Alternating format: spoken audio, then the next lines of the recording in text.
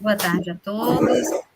Verificado o quórum regimental estabelecido no artigo 52 do Regimento Interno do Conselho de Recursos Tributários do Estado do Ceará, e amparada pela portaria de número 140/2021, que regulamenta a realização de sessões de julgamentos não presencial por meio de videoconferência, eu, Antônia Helena Teixeira Gomes, presidente dessa Câmara de Julgamento, declaro aberta a segunda sessão ordinária virtual realizada por videoconferência da terceira Câmara de Julgamento do Conselho de Recursos Tributários, Fortaleza, 16 de fevereiro de 2022.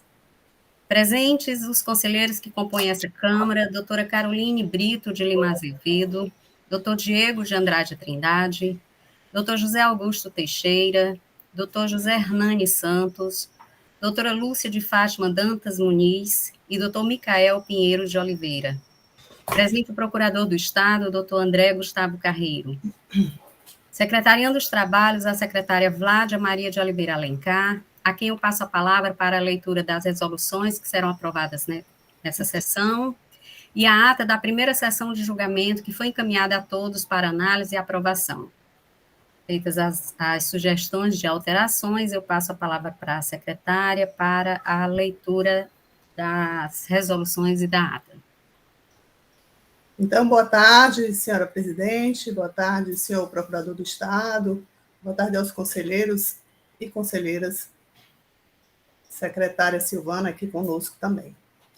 Eu vou ler agora as resoluções para aprovação do conselheiro Alexandre Mendes de Souza. Tem um despacho para perícia do processo de número 1/1479 de 2018 da empresa Vicunha Têxtil S.A.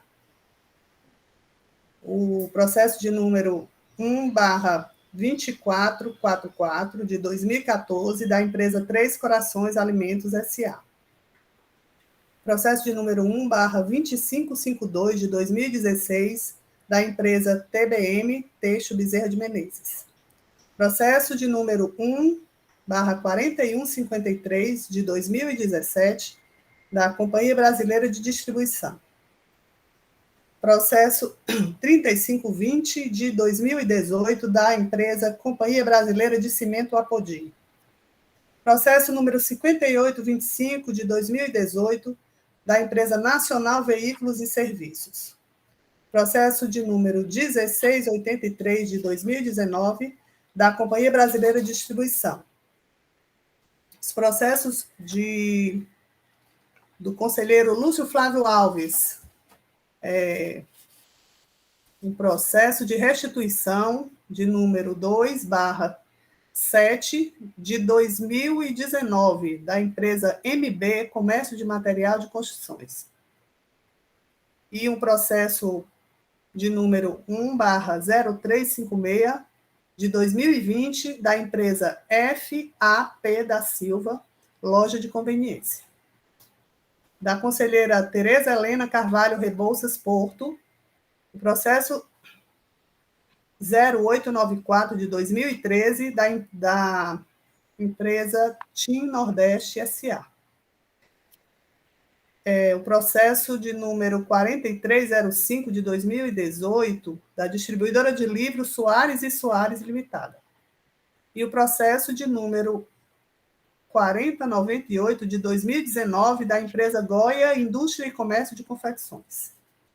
São esses os processos a serem aprovados.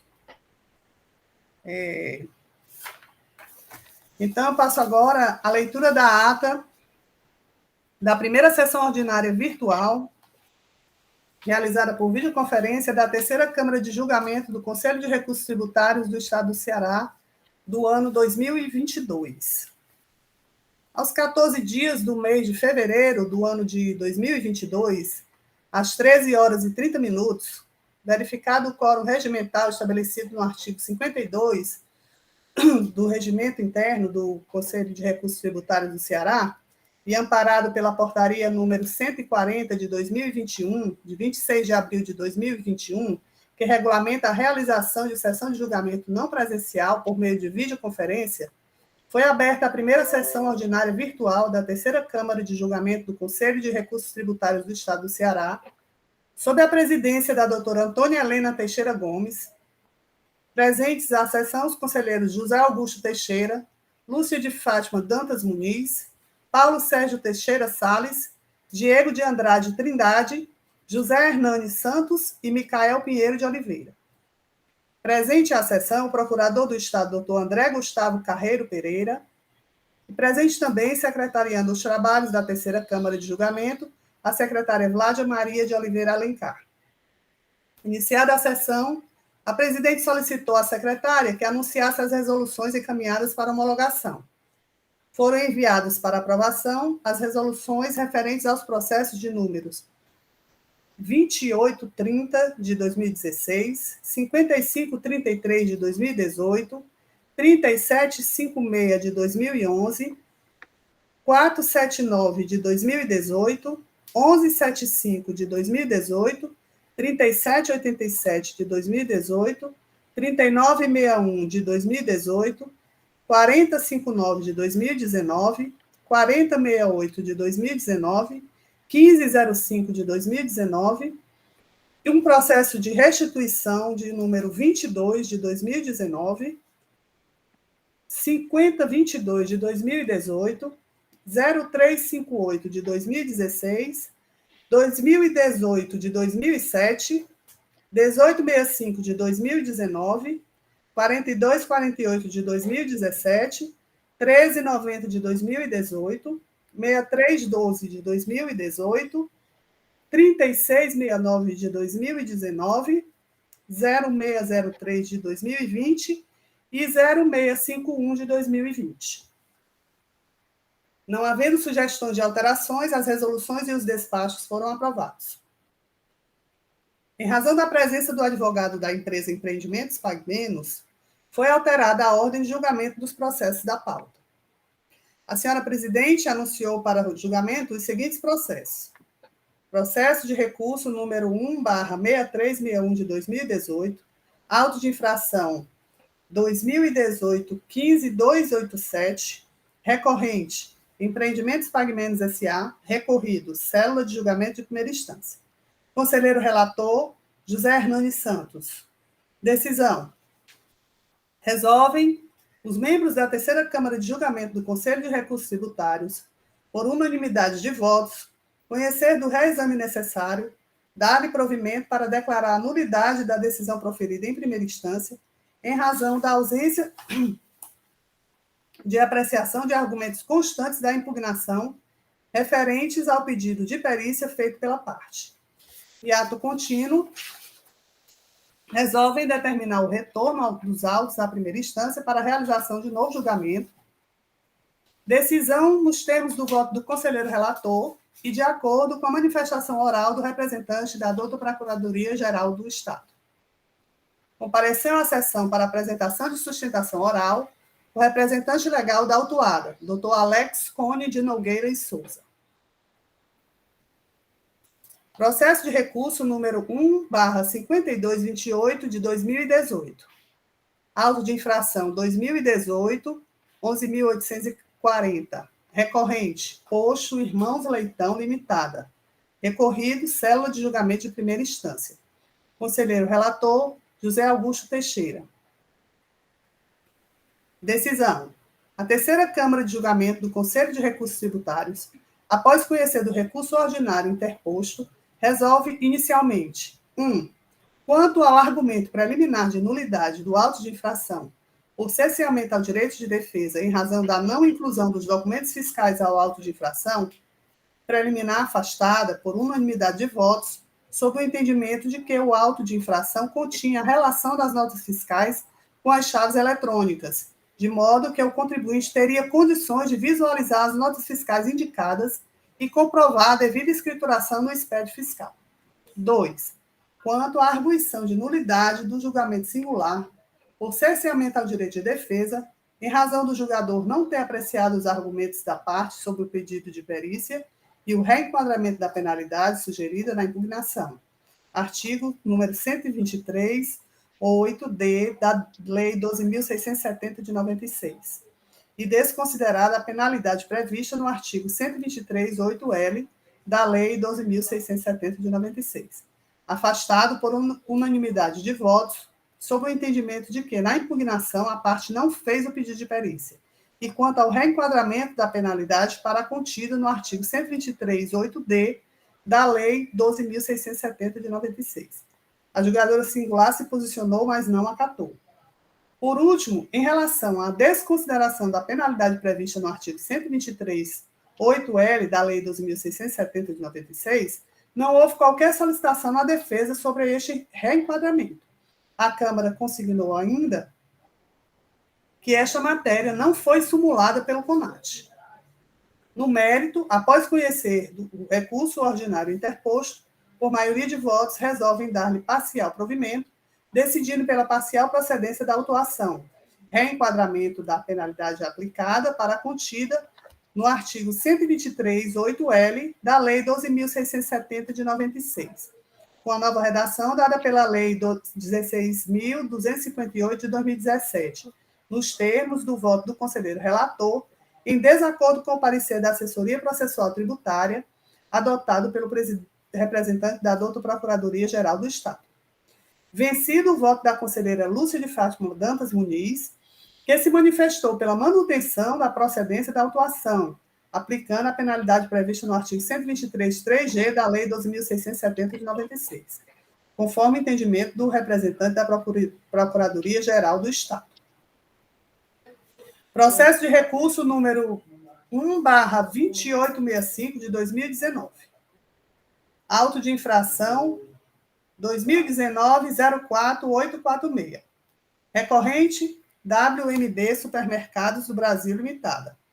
Recorrido, célula de julgamento de primeira instância. Conselheira relatora, Lúcia de Fátima Dantas Muniz. A terceira Câmara de Julgamento do Conselho de Recurso Tributário, após conhecer do recurso ordinário interposto, resolve inicialmente quanto à nulidade quanto à nulidade arguída em razão de cesseamento de direito de defesa, por ausência de previsão legal para a imposição da cobrança de multa por falta de aposição do fiscal eletrônico ou virtual, foi afastada por unanimidade de votos, uma vez que as planilhas geradas na ação fiscal indicam as chaves de acesso das notas fiscais eletrônicas. Ressalte-se que todo o procedimento de fiscalização foi descrito no auto de infração, onde constam todos os elementos informativos que serviram de base à acusação fiscal, possibilitando o exercício do contraditório e da ampla defesa. 2. Quanto à arguição de nulidade por falta de provas da acusação, visto que não foram anexadas aos autos as notas fiscais que embasaram a autuação, foi afastada por unanimidade de votos, sob o entendimento de que o dever de selagem para as operações de entradas interestaduais é obrigatório, conforme dispõe os artigos 157 e 158 do Decreto 24.569, de 97, com previsão de penalidade determinada no artigo 123.3m da Lei 12.670, de 96, com a redação da Lei 13.418, de 30/12 de 2003, vigente à época do fato gerador.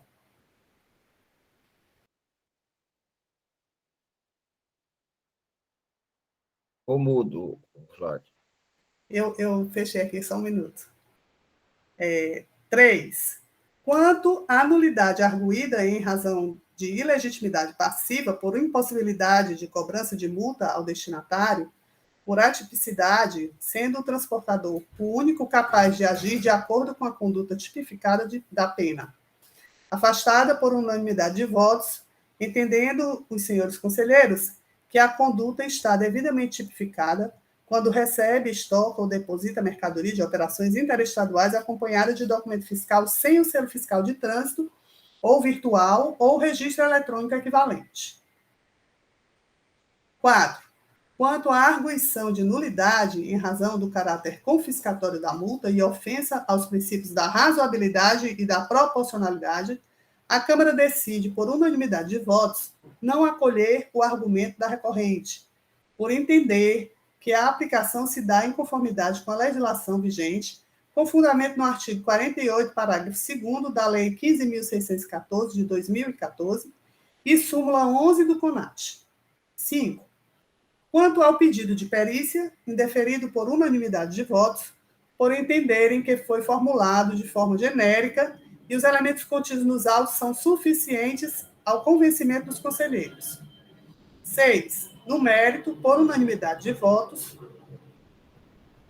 a terceira Câmara resolve conhecer do recurso interposto, negar provimento para confirmar a decisão condenatória exarada em primeira instância, nos termos do voto da conselheira relatora e de acordo com o parecer da Assessoria Processual Tributária, adotado em sessão pelo representante da Procuradoria-Geral do Estado. Processo de recurso número 1/5282, de 2017. Auto de infração 2017-14465. Recorrente, PH Comércio de Derivados de Petróleo, Limitada. Recorrido, célula de julgamento de primeira instância. Conselheiro relator, Micael Pinheiro de Oliveira. Decisão. A terceira Câmara de Julgamento do Conselho de Recursos Tributários, após conhecer do recurso ordinário interposto, resolve, por maioria de votos, modificar a decisão singular e julgar pela parcial procedência da autuação, reenquadrando a penalidade aplicada para a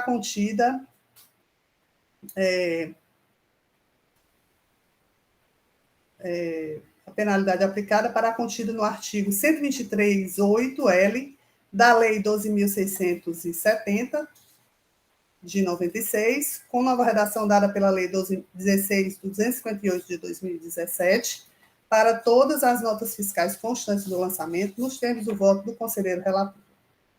Decisão contrária... Só um minuto. Decisão contrária à manifestação contida no parecer da Assessoria Processual Tributária e à manifestação oral do representante da douta Procuradoria-Geral do Estado. Vencido o voto da conselheira Lúcia de Fátima Dantas Muniz, que se pronunciou pela procedência nos termos do julgamento singular e da manifestação oral do representante da Procuradoria-Geral do Estado. Registre-se que este processo veio a julgamento em 24 dias do mês de setembro do ano de 2020, na 18ª Região Ordinária Virtual, no qual foi decidido remeter à perícia, conforme decisão. A terceira Câmara de Julgamento do Conselho de Recursos Tributários resolve, por unanimidade de votos, converter o curso do julgamento em realização de perícia, por recomendação do representante da Procuradoria-Geral do Estado, doutor André Gustavo Carreiro Pereira, para verificar se foram escrituradas as notas fiscais objeto desta autuação, nos livros contábeis do contribuinte, tudo nos termos do voto do conselheiro relator, em desacordo com o parecer da Assessoria Processual Tributária, mas em conformidade com a manifestação oral em sessão do representante da Procuradoria-Geral do Estado. Nada mais havendo a tratar, a senhora presidente deu por encerrados os trabalhos, tendo antes convocado os membros da Câmara para participarem da segunda sessão de julgamento, que seria realizada no dia 15 do mês de fevereiro do corrente ano, às 13h30.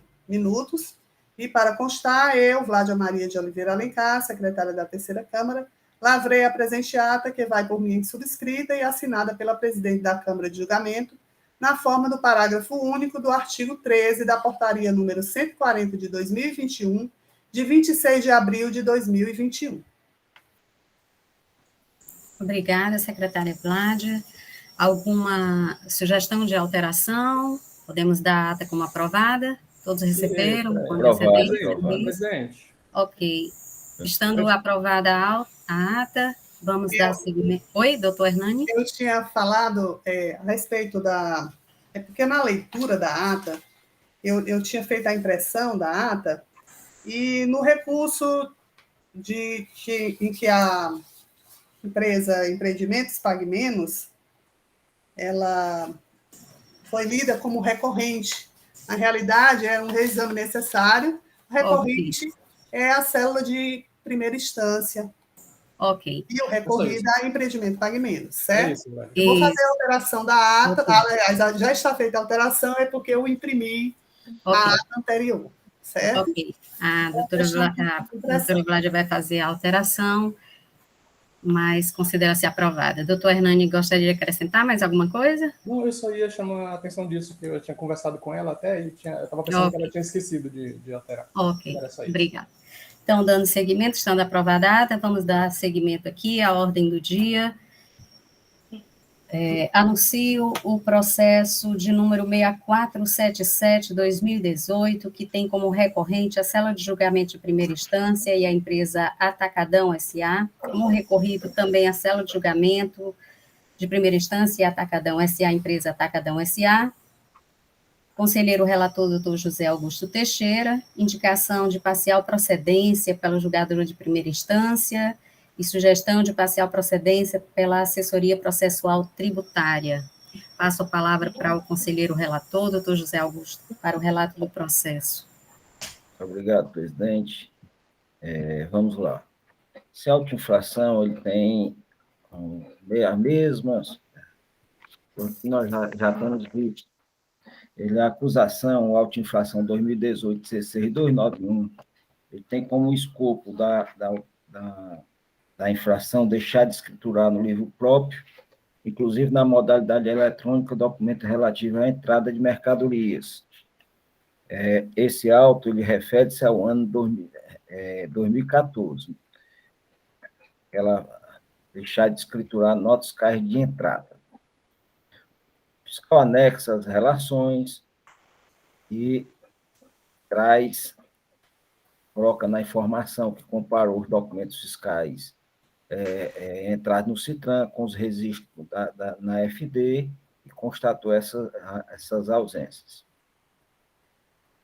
A julgadora singular se manifesta pela parte parcial procedência, retirando a parte dos documentos fiscais que não estavam no período fiscalizado e algumas notas fiscais que também haveria duplicidade. Julgador singular, a empresa entra com recurso ordinário e com os seguintes argumentos: nulidade de julgamento singular por cesseamento ao direito de defesa, por julgador desprezou seu pedido de perícia. Retirar também a nota fiscal número 317.398, pois está lançado na auto-infração 2018-16.290. Deve ter sido esquecido de retirado pela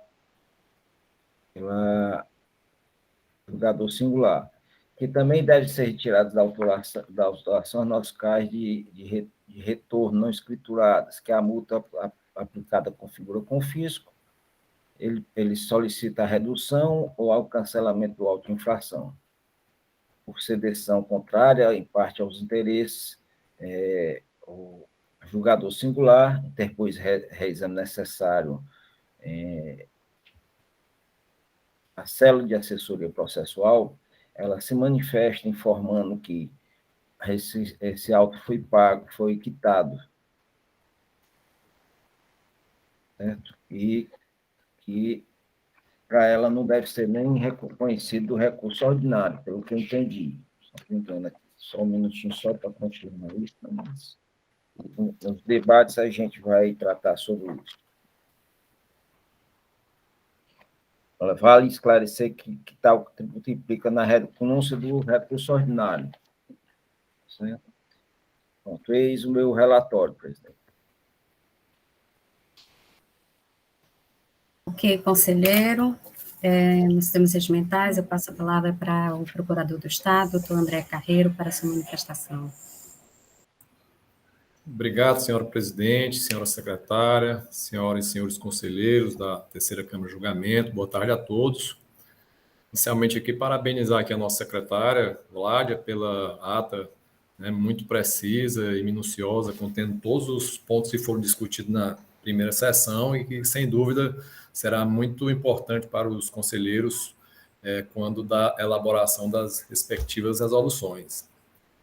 Indo aqui no que se refere ao processo relatado pelo conselheiro Augusto, como vimos, trata-se, no caso, de um recurso ordinário e reexame necessário contra a decisão de parcial procedência da auto-infração que constatou a falta de escrituração na escrituração fiscal digital do contribuinte de diversas notas fiscais destinadas a ele, notas fiscais de entradas que não foram registradas nos livros de entrada constantes da FD, esse auto referente ao exercício 2014, no montante de operações não escrituradas no valor de R$ 1.696.976,09, que foi o que foi apurado pelo autuante. E aí foi proposta a aplicação da penalidade específica pelo descumprimento da obrigação tributária acessória prevista no artigo 123, inciso 3, a linha G da Lei 12.670/96, correspondente a uma multa no montante de R$ 169.697,91.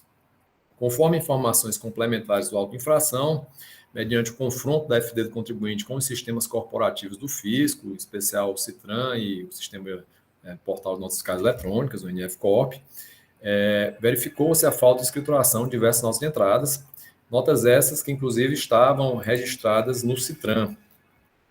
Consta também o levantamento fiscal, com a indicação de todas as notas fiscais não escrituradas no exercício fiscalizado, constando ainda seus elementos essenciais, em especial as respectivas chaves de acesso em CD anexada aos autos.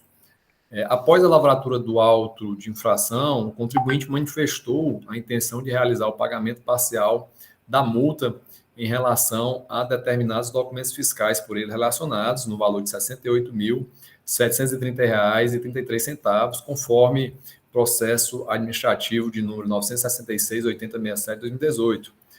No segundo momento, ele apresentou um novo requerimento, reiterando a sua intenção de pagar parcialmente o lançamento tributário, objeto da auto-infração, mas solicitando que fosse concedido o desconto de 50% previsto na legislação para o pagamento nesse momento, uma vez que o DAI que lhe foi disponibilizado não constaria esse valor, e que o valor correto para pagamento referente ao principal da multa seria no valor de R$ 34.365,07.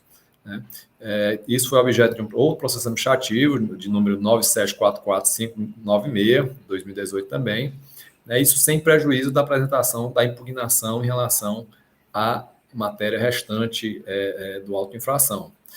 E aí consta nos autos o comprovante de pagamento no valor de R$ 50.176,56, pagamento esse realizado em 19 de novembro de 2018, que é justamente o pagamento decorrente desse pagamento parcial realizado e reconhecido pelo fisco, pelo contribuinte, desculpa. Pois bem, a metodologia fiscal está amparada no artigo 818 e a obrigatoriedade da escrituração das notas fiscais de entradas no livro de registro de entrada integrantes da FD também consta no regulamento CMS, artigos 269 e seguintes. Como já foi exposto também pelo relator, o auto foi julgado parcial procedente na primeira instância, em razão do acolhimento de parte dos argumentos do contribuinte, principalmente em relação aos itens B e C da sua impugnação, tendo-se procedido à exclusão de duas notas fiscais eletrônicas do levantamento fiscal, em relação às quais foi verificado que efetivamente estavam escrituradas na FD do contribuinte, bem como pela exclusão de outras 6 notas fiscais, também mencionadas na decisão de primeira instância, que já constavam de outro auto-infração, foi o auto-infração 2018 16290/9, os quais notas fiscais essas, 8 notas fiscais que foram excluídas do levantamento fiscal inicial, elas importam no montante de R$ 6.631,09. E aí esse valor foi excluído da base de cálculo, remanescendo com base de cálculo o valor de R$ 1.690.345,10, resultando assim numa multa pela decisão de primeira instância no valor de R$ 169.034,51. Ressalto que, não obstante a redução da multa aplicada no auto de infração decorrente da decisão de primeira instância ter sido de apenas R$ 663,40, o processo ele foi encaminhado para reexame necessário junto à Câmara de Julgamento. Também verifica-se nos autos que consta comprovante de pagamento do valor remanescente decorrente da decisão de primeira instância. Ele pagou o valor remanescente de acordo com a decisão de primeira instância, pagamento esse no valor de R$ 11.192,11 em 21 de 12 de 2021, que foi realizado com os benefícios do Refis 2021, decorrente da Lei 17.771, de 2021, o que importou, inclusive, na quitação integral do crédito tributário decorrente desse auto de infração. Na manifestação da SEAPA, por sua vez, não houve análise de recurso ordinário por entender prejudicado diante da quitação do débito remanescente de cada adesão para instância com os benefícios do refis. E aí, senhora presidente, senhores conselheiros, eu, de pronto aqui, suscito aqui uma questão preliminar que eu acho que deve ser enfrentada, que é referente ao não conhecimento do reexame necessário, bem como do recurso ordinário, né, diante, principalmente nesse último caso, da renúncia decorrente da adesão do contribuinte ao refis 2021, né, tendo recolhido o valor definido e liquidado pelo exame de instância. Em relação ao exame necessário, entendemos que não procedeu de maneira correta o julgador de primeira instância. Nos termos do inciso 1 do parágrafo 3º do artigo 104 da Lei 15.614 de 2014, não é cabível o exame necessário quando o valor do lançamento originário lançado no auto de infração foi inferior a 10 mil FIIs.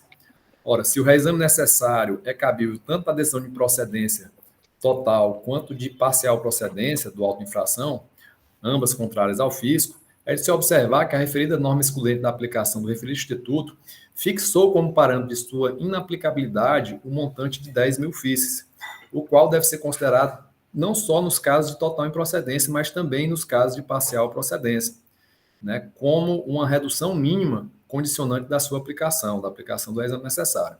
E no caso, como já foi dito, a redução decorrente da decisão de primeira instância, ela importou uma redução da multa de apenas R$ 663,40, portanto, bem inferior ao piso que justifica a realização do reexame necessário, que corresponde a 10 mil FIIs, atualmente em torno de R$ 50 mil.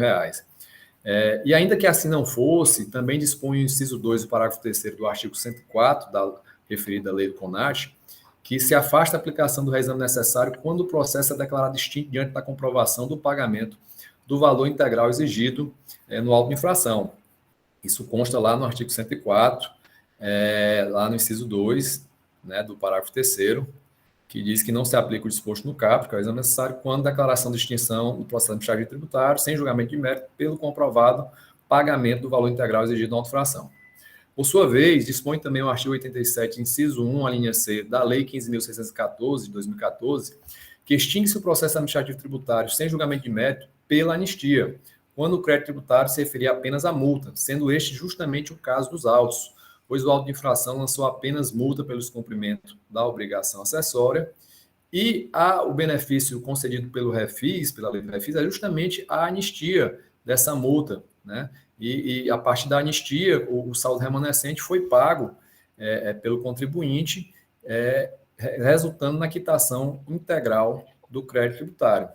Então, portanto, por essas razões, entendemos que não deve ser conhecido o reexame necessário. Por sua vez, em relação ao recurso ordinário interposto pelo contribuinte, também entendo que não deve ser conhecido, tendo em vista que o contribuinte confessou o crédito tributário confirmado pela decisão de primeira instância ao optar pela adesão ao refis 2021, pagando o débito com os benefícios fiscais por ela concedidos, como dito, os benefícios de anistia de multa e juros.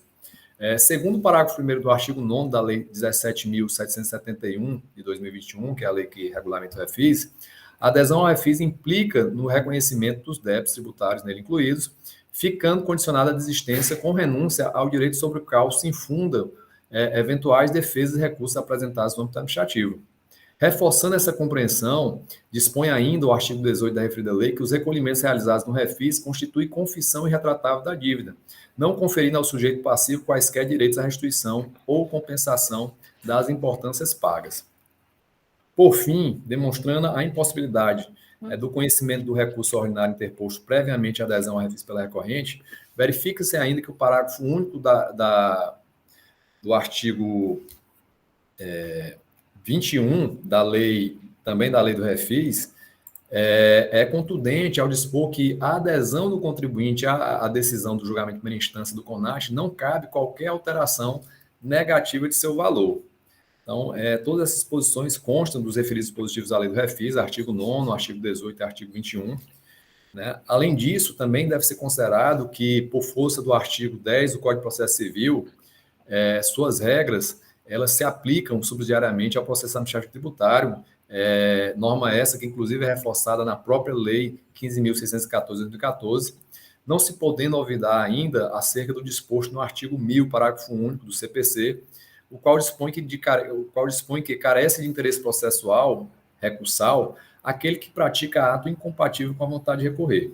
Então, desse modo, a Procuradoria entende que não devem ser conhecidos nem o reexame necessário, nem o recurso ordinário interposto, e, por consequência, confirmando-se a decisão de primeira instância de parcial procedência da audifração.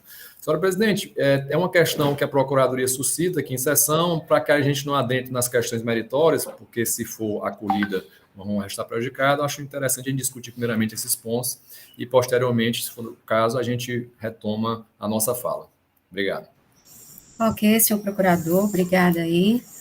Estamos abertas às discussões, colocações feitas pela Procuradoria, pelo não conhecimento do reexame, com esteio aí nem do exame, nem do reexame, com esteio na Lei 15.614, artigo 104, e não conhecer do recurso por conta do refis, a Lei 17.771.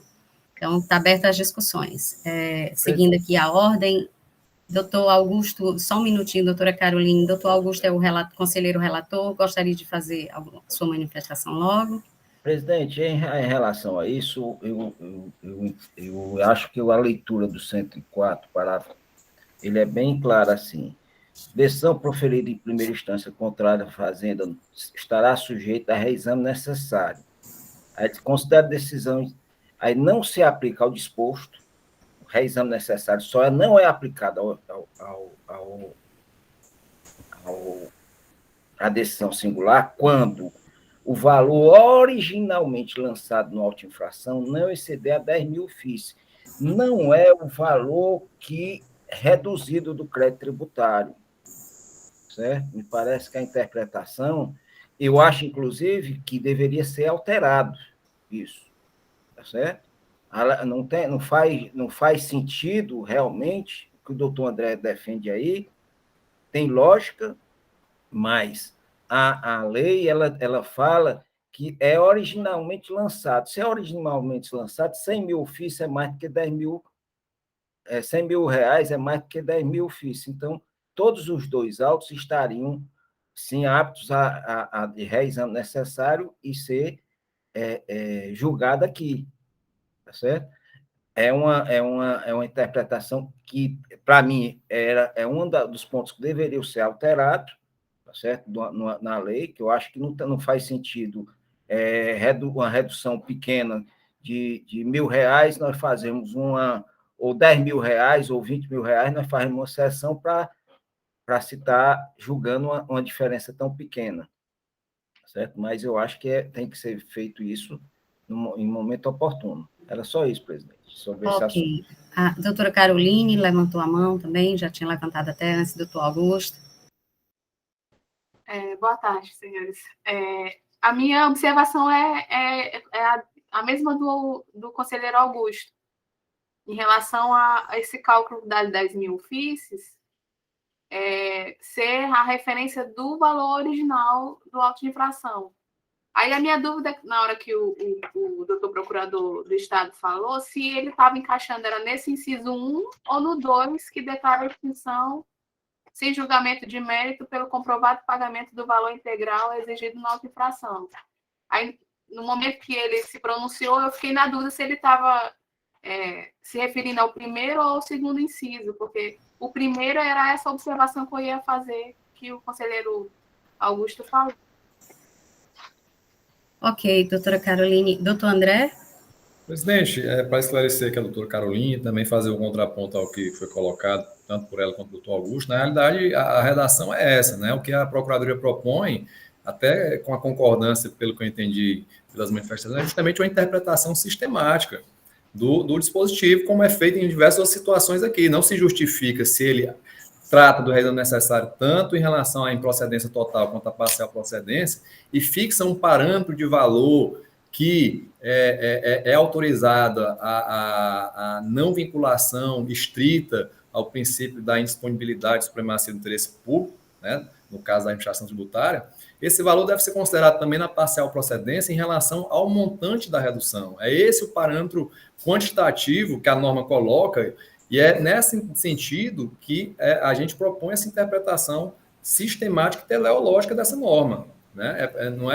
Não devemos nos ater simplesmente ao método literal, gramatical. Né? Mas, enquanto ao segundo ponto, nós nos referimos tanto à questão do inciso 1, né, mas também pelo inciso 2, pela constatação e comprovação nos autos de que esse crédito tributário ele já está extinto. No próprio sistema da Cefaz, ele está extinto, ele foi quitado integralmente. Primeiramente, mediante um pagamento parcial, né, um pagamento até expressivo, e, no segundo momento, também com pagamento, por essa ocasião, já gozando dos benefícios do refis. Né, e, salvo engano, ainda acumulado, além dos benefícios do refis, com os benefícios que a própria lei, a legislação estadual, prevê também de descontos para o pagamento durante o processo administrativo. Então, são os fundamentos para o não conhecimento da razão necessária, são os dois. Ok. Doutor Augusto, gostaria de acrescentar mais alguma coisa? Algum outro conselheiro? Não, presidente, se poderia fazer um pensamento desse, um caso até concreto, um pensamento assim, né?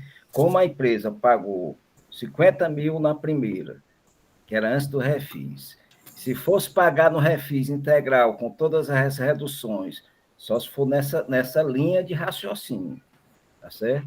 Nessa linha de raciocínio, aí tudo bem, poderia se pensar nessa maneira, mas de outra, ou seja, vamos lá, um auto de 100 mil, no refis iria ser pago quanto? Certo? Digamos, era uma redução no refis de 80%, não é isso? 70, 80, nessa... 70, vamos botar 70%. Só. Ou então vamos botar 60%. 40, iria pagar 40 mil. Ele pagou 50 na primeira, com mais 60 e poucos. Nesse contexto, poderia se pensar até nisso. Mas mas afligir dos ovos, a lei vem dizendo que é para se conhecer. O que eu penso é o seguinte, mesmo aqui, a decisão reduzindo o crédito tributário, o refis não dá direito à restituição. Só a restituição. A pessoa, quando faz o refis, não é isso, doutor André? Então, okay. Eu quero escutar os demais conselheiros. Ok, então vamos ouvir aqui o doutor Micael, né? Presidente, renovar os votos de boa tarde e que tenhamos aí uma semana, um final de semana, né? Estamos na quarta, graças a Deus. Presidente, eu fiz a leitura do artigo, né? Data máxima vem a entendimento do doutor André. Eu não consigo visualizar como nós podemos interpretar esse dispositivo que traz uma literalidade no que tange ao valor, é o valor originariamente da autuação. Não se trata aqui do valor da redução do refis ou do custo do processo, né? Vamos supor que o processo, por outras vias, passasse por uma perícia, houvesse uma redução da base de cálculo, e aí nós teríamos que utilizar esse valor. O inciso é muito claro, né? Assim, eu entendo que pode haver uma possibilidade de interpretar de uma forma sistemática, como a Procuradoria traz com outro inciso, ou com 21, enfim. Mas, no que tange ao inciso primeiro, eu não consigo enquadrá-lo de outra forma que não seja na literalidade do artigo, quando ele diz sempre que o valor originariamente lançado no auto de infração. Qualquer redução que tenha no curso do processo não é o valor originariamente lançado no auto de infração. Se a redução se deu por uma perícia, se a redução se deu pelo refis, enfim, o reexame necessário, aqui, pelo menos o que eu consigo depreender da ideia do legislador é de que é o valor lançado no crédito tributário quando do momento da lavratura do auto de infração. Pelo menos é isso que eu consigo depreender da leitura do inciso primeiro. Qualquer interpretação que seja fora disso, eu acredito, presidente, data máxima venha, que é uma interpretação equivocada do que o inciso está querendo nos passar, né? Então, eu vou aguardar os debates, mas, a priori, presidente, eu não consigo visualizar uma outra interpretação do inciso primeiro que não o valor originariamente lançado no auto não exceder a 10 mil unidades de UFIS. Então, eu vou aguardar os debates, mas fico aí também observando aí o que se é que vai ter alguma outra tese, presidente. Ok. Mais algum conselheiro gostaria? Doutor André Carreiro. Presidente, só lembrando que são 2 pontos. Uma em relação ao conhecimento do reexame necessário e o outro ponto em relação ao não conhecimento do recurso ordinário. Ok. A discussão agora que foi pontuada pelos conselheiros, pelo que eu vi, foi em relação ao reexame, não é isso? Presidente, se for nesse sentido, se a gente reconhecer o recurso ordinário, o reexame necessário, que eu acho que é a tese mais, pelo menos com a legislação do jeito que está hoje, tá certo? O recurso ordinário, tá certo? Não tem por que a empresa não fazer. E digo por quê, tá certo? Um julgamento de improcedência, reexame necessário. Aí a empresa, ou uma parcial procedência lá embaixo. Aí a empresa vem e não se defende. Quando vem, a decisão muda para procedência. Tá certo? Então, há um certo cerceamento de direito de defesa da empresa, da parte, quando acontece esse tipo de coisa. Então, eu não vejo como, num reexame necessário, e eu acho que já é bem costumais aqui dentro da Secretaria da Fazenda esse tipo de procedimento. Reexame necessário, recurso ordinário. Certo? Eu acho que nós já vimos muitos processos desse tipo aqui. O que nos traz aqui é só essa parte que a empresa pagou de acordo com a decisão singular. A diferença. Só isso, presidente. Ok. Doutora Caroline.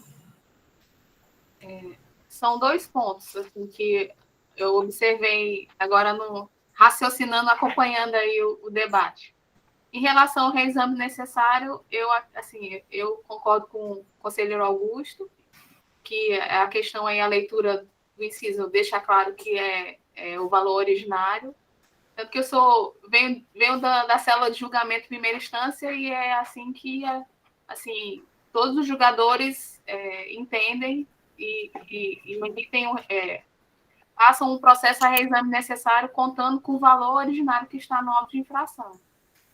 Agora, se for raciocinar em relação ao recurso ordinário, o que me surgiu a dúvida é se o fato dele ter aceito o valor que foi determinado no julgamento de primeira instância não impediria ele de entrar com recurso ordinário.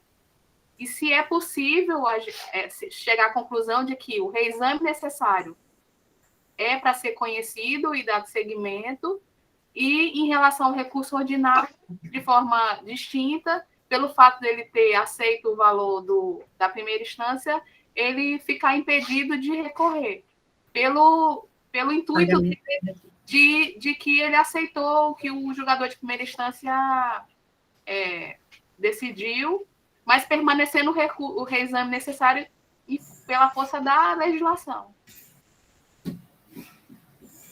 Ok.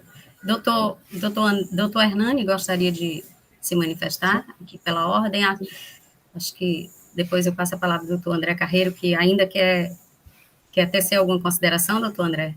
Ok. Vamos só ouvir aqui o doutor Hernani. Sim, presidente. É que eu acho que a minha dúvida é a mesma da doutora Caroline, porque na lei do refis diz que a formalização do pedido, né, implica na desistência de qualquer... implica no reconhecimento dos débitos e renúncia ao direito sobre o qual se fundam os autos processuais, desistência de eventuais impugnações, defesas e recursos. Então, ficaria... pelo que eu entendi, o contribuinte pagou o débito que estava conforme a decisão. Então, no momento em que ele recolheu, com base no refis, ele teria desistido do recurso, e aí teria que analisar o reexame necessário. Essa seria a questão, então. Né?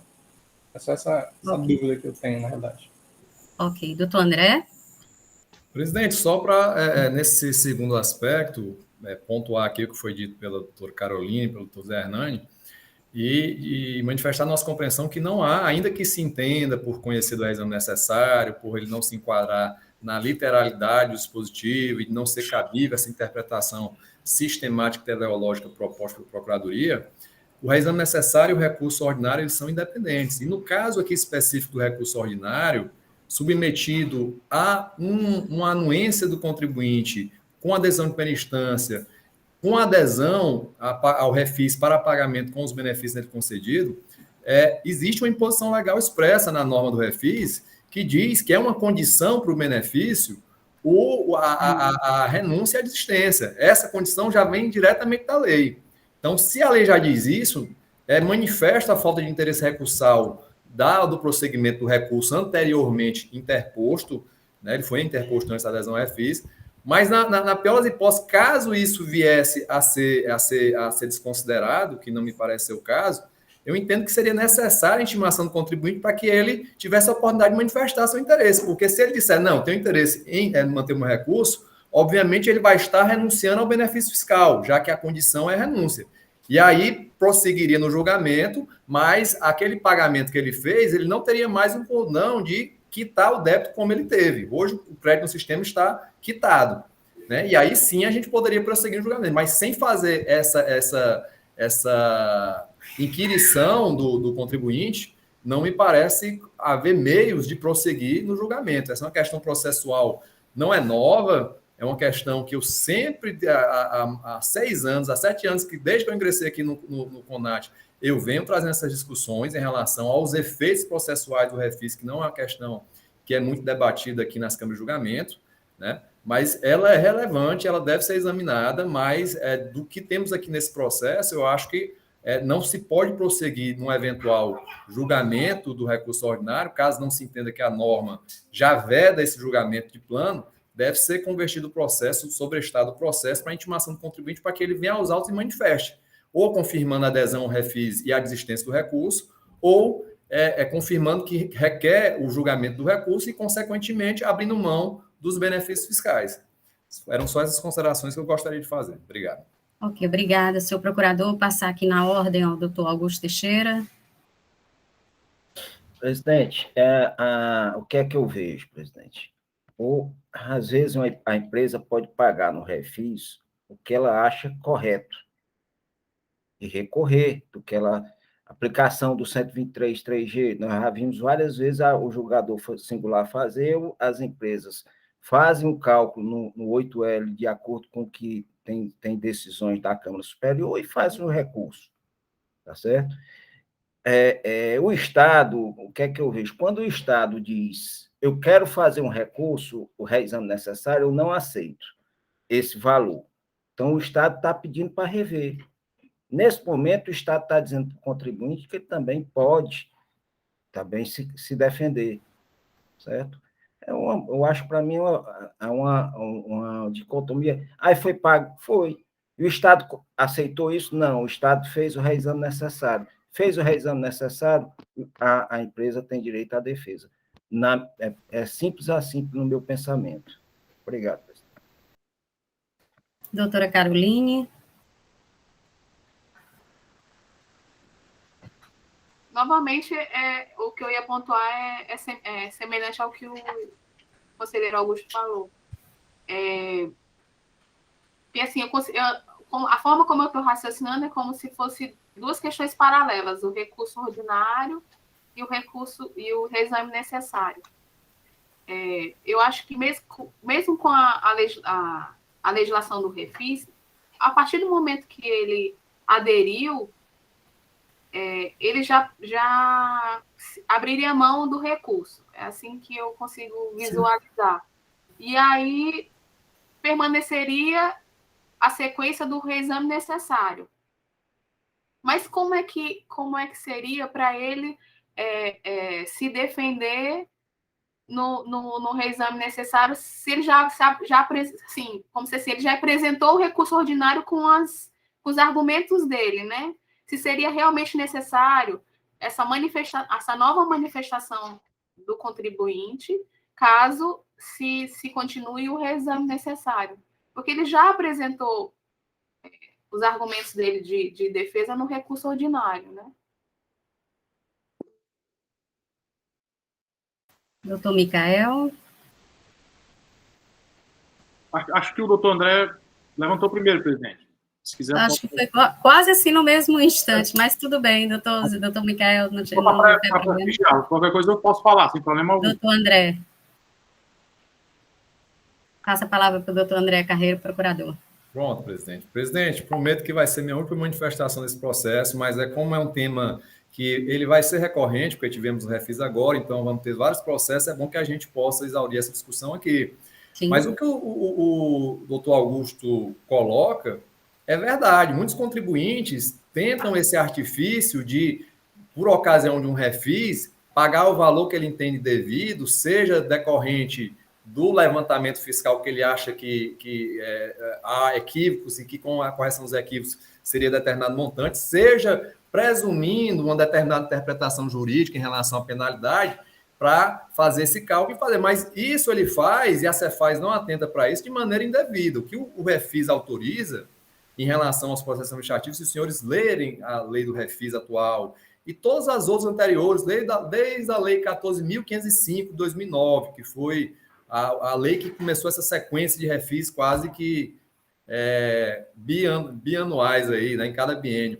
E ela diz sempre, o contribuinte, se ele aderir à adesão de primeira instância, ele pode pagar com os benefícios, e caso essa adesão de primeira instância, sendo de parcial procedência, venha a ser alterada em reexame necessário, mesmo a lei do refis, ela sendo uma lei de eficácia temporária, onde o contribuinte tem um prazo certo para aderir ao benefício, a lei ela prevê uma ultratividade dessa norma para esse caso, em que, caso venha a ser majorado em reexame necessário, o contribuinte vai poder recolher a diferença também com os benefícios do refis. Mas o contribuinte não tem a opção de eleger o lançamento que ele tem de certo. Se não há adesão de primeira instância, ele pode aderir considerando o valor do auto de infração. Se já há adesão de primeira instância, ele tem que aderir considerando a adesão de primeira instância, caso confirme a auto de infração ou caso reduza o lançamento do auto de infração. Esse artifício não existe. Muitas vezes, inclusive, existem situações onde o contribuinte se vale de uma perícia já realizada na primeira instância, mas não confirmada ou julgada, e se recolhe e, posteriormente, vem uma decisão querendo ratificar isso que a lei do refis não autoriza. Então, isso é uma irregularidade que realmente tem que ser atentada, é uma questão tanto de direito material quanto de direito processual, mas que, no caso, não está contemplado. Uma coisa é o recurso, o reexame necessário, que, se entender que ele deve ser conhecido, ele não faz com que o recurso ordinário do contribuinte possa ser conhecido, porque há uma vedação legal expressa nesse sentido. E, por fim, aqui, outro ponto que eu esqueci de falar na manifestação anterior, é que nessa situação de refis, inclusive, o próprio STJ, no seu entendimento atual, quando ele vem discutir questão de verba sucumbencial, ele vem já e está se inclinando, inclusive nesse sentido, já tem um processo, um recurso especial afetado para análise na sistemática de recurso repetitivo, que é aquela cujo julgamento vai ter um efeito vinculante para as demais instâncias, de entender a adesão aos programas de recuperação fiscal, os refis, como uma transação, porque se entende que há concessões mútuas, embora o artigo 171 do CTN seja claro ao tratar da transação, que além da lei específica deve ser destinada à terminação de um litígio, o refis não se presta a isso, na verdade é mais uma política de arrecadação tributária, mas não necessariamente direcionada para terminar litígios, tanto é que contribuintes que sequer estejam questionando o débito, ou que sequer questionaram, foram julgados a revelia, podem aderir, fica a critério do contribuinte, mas se entende que há concessões mútuas porque ele abre mão dessa discussão, ele abre mão da via administrativa e da judicial, e em contrapartida o fisco muitas vezes dá remissão, anistia, um parcelamento em condições diferenciadas. Então, a inclinação do nosso Poder Judiciário da instância superior nesse sentido. Então, não se pode, também até aqui num princípio de lealdade processual e boa-fé objetiva, admitir que o contribuinte queira gozar do melhor dos mundos, né? De ambos os mundos. Aderir ao refis, pagar, já com a garantia de quitação, mas ainda poder ter a sua pretensão de resistir ao lançamento examinada pelo órgão de julgamento. Né? Isso, inclusive, vai contra a celeridade, a economia processual e eficiência que é exigida dos órgãos administrativos. Era só isso que eu gostaria de colocar e agora aguardarei aqui a deliberação dos senhores. Obrigado. Ok, senhor procurador, doutor Micael. Presidente, também não vou me alongar, porque acredito que já todos estão bem fartos da matéria e acredito que já deve ter seu posicionamento firmado, né? Mas eu queria só deixar uma última reflexão aqui, que na verdade o doutor André tocou mais ou menos nesse ponto que eu vou tocar, e o doutor Augusto também, né? Imaginemos aqui que o recurso de ofício suba e o recurso ordinário não suba, né? O contribuinte, para efeitos práticos, uma vez que o processo vai voltar para essa Câmara por recurso de ofício, ele pode vir a sustentação oral, pedir sustentação oral, e pode fazê-lo, porque na sessão dado o direito ao contribuinte, dado o princípio da informalidade, dele fazer sustentação oral. Ele pode fazer em sessão. Então, assim, mas não é só esse ponto. Um outro ponto que nós temos que pensar aqui é se vai que no recurso de ofício o auto de infração aumenta o valor que ele pagou. Eu não tenho tanta certeza, como o doutor André trouxe, que ele vai poder pagar esse possível aumento que o auto de infração teve com os benefícios do refis. Até porque o refis, existe uma janela de tempo para que se faça a adesão. E essa janela já passou. Então, presidente, como o doutor André disse, são reflexões que nós precisamos fazer. Esse processo, e virão mais processos nessa mesma toada, né?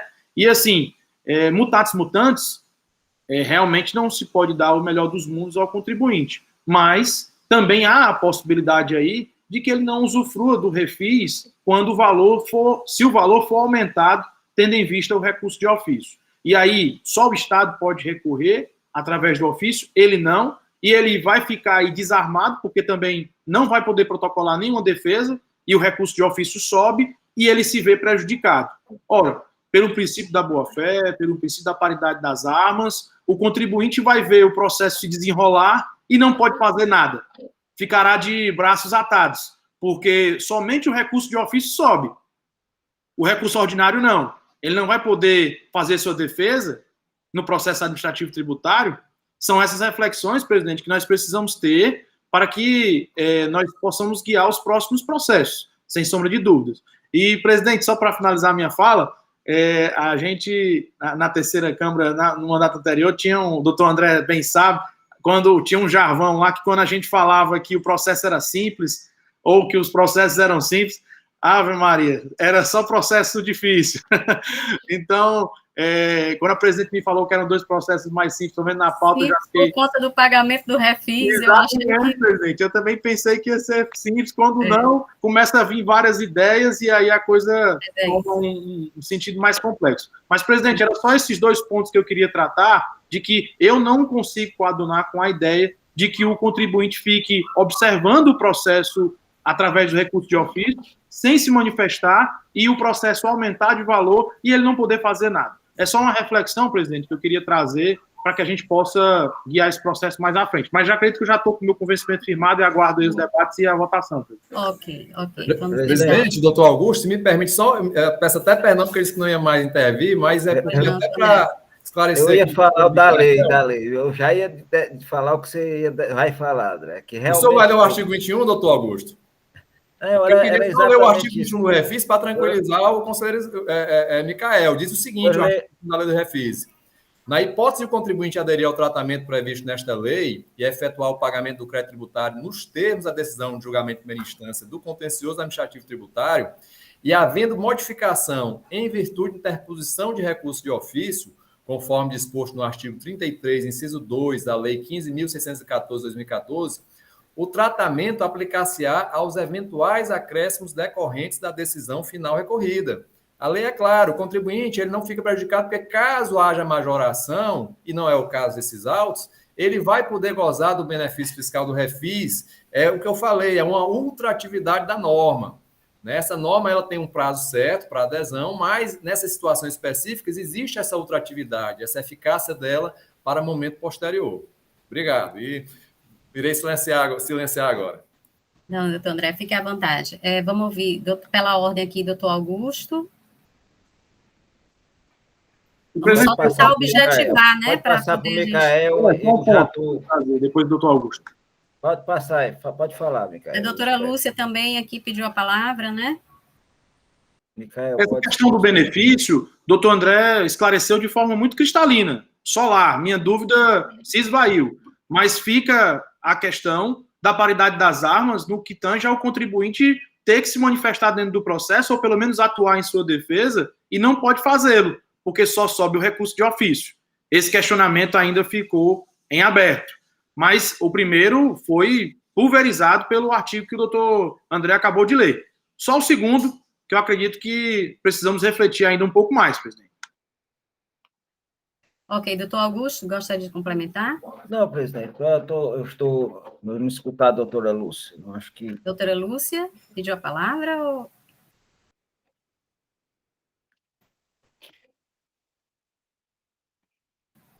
Lúcia, está sem áudio, Lúcia.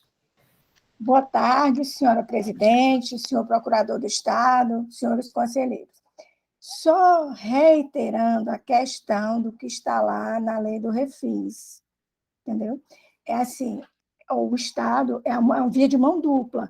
O Estado oferece o benefício e a contrapartida do contribuinte é em relação a abrir mão de recurso, abrir mão de discutir o auto, discutir ali de momento posterior, senão ia ser infindável. O recurso não ia acabar, o refis ia ficar infinitamente. Se ele abriu mão, se ele aderir à lei do refis, ele abriu mão de entrar com recurso, de discutir a lide, eu entendo que ele está consciente na hora que ele faz a adesão, ele entende que ele está abrindo mão de recorrer. É o meu entendimento, ele tem consciência disso quando ele faz a adesão do refis, ele não está sendo cerceado no seu direito de defesa. Obrigada, senhora presidente. Ok, senhores, já está... Presidente, eu vou ser rápido. Doutor Augusto? Eu vou ser rápido no meu pé eu, escutando a todos, tem uma coisa que me tranquiliza. Nesse caso aqui, a empresa pagou integral a decisão, certo? Eu fico meio intranquilo no caso quando imparcial. É parcial, ele pode realmente entrar, tá certo? É um pensamento que eu tenho. Então, vamos pensar nos processos de hoje prático, a parte prática. Reexame necessário, ele traz todas as questões da defesa originária, certo? Então, a gente vai analisar, de qualquer maneira, todo o processo. Então, eu não vejo, mesmo que, para mim, no pagamento integral, tá certo? A gente pode até nem conhecer do recurso ordinário, tá certo? Tendo o reexame necessário, nós temos que examinar a defesa, porque o processo volta na sua íntegra. Então, é só um pensamento que eu fiz, porque conhecer, não conhecer. O doutor André tem razão quando disse, olha, ele é aquele que quitou. Ele quitou o auto na... Tá certo? Imagino eu que se ele não tivesse quitado, não estaria lá, quitado, teria o recurso, nós não estaríamos discutindo isso. Né? Aí pagou o refis a menor, ele pagou o refis o que ele acha que era para ter pago, aí é uma outra história. Né? Era só isso aí, mesmo, eu acho que tem razão quando quita, a quitação, realmente ela traz essa coisa. Você vai quitar para entrar com recurso, embora eu fique a parte da paridade, né? Eu fico muito preocupado com essa paridade, mas doutor André quer falar novamente aí. Ok, doutor André. Presidente, fechar, me perdoe, né? Desculpe aí para fechar, mas é porque o doutor Augusto traz mais uma questão que também merece reflexão. A senhora, o doutor Micael, o próprio doutor Augusto já tem cadeira cativa aqui no CONAT, mas a doutora Lúcia, o doutor Diego, o doutor Zé Hernani doutora Caroline, estão estreando nessa julgamento coletivo, né? Então, é importante se examinar algumas questões que não são novas, são questões processuais, e quanto todas as vênias, eu discordo do doutor Augusto ao colocar que o reexame necessário, ele traz o amplo efeito devolutivo que o recurso ordinário teria.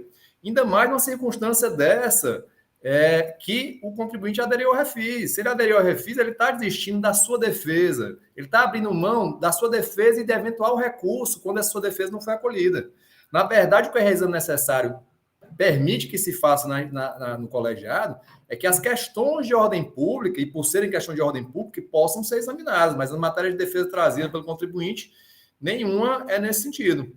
Então, não há essa vinculação, repito, prevalece a norma do refis, que já foi bem ressaltada pela doutora Lúcia, né? E também, encerrando aqui, aguardando a liberação, reiterando o nosso entendimento inicial, por conta de toda essa complexidade e do que existe no ordenamento jurídico, é que me parece que o mais apropriado para o presente caso é realmente não conhecer nem do reexame, nem do recurso, e, consequentemente, confirmar o julgamento de parcial procedência, inclusive já objeto de quitação integral. Ressalto mais uma vez, inicialmente houve um pagamento parcial expressivo e, ao final, o remanescente foi quitado com os benefícios do refis. Obrigado. Ok, senhores, eu acho que todos já tiveram aí a oportunidade, diante das discussões, de firmar o seu convencimento, né? Creio que o processo esteja maduro para a gente iniciar a votação. Então, eu coloco aqui, iniciando aqui pelo conselheiro relator, doutor Augusto, como vota com relação ao reexame e ao conhecimento ou não conhecimento do recurso. Eu, por enquanto, presidente, ainda vou manter o meu pensamento, eu vou conhecer de ambos os recursos, tá certo? Conhece de ambos os recursos? Ambos os recursos, do reexame e do recurso ordinário.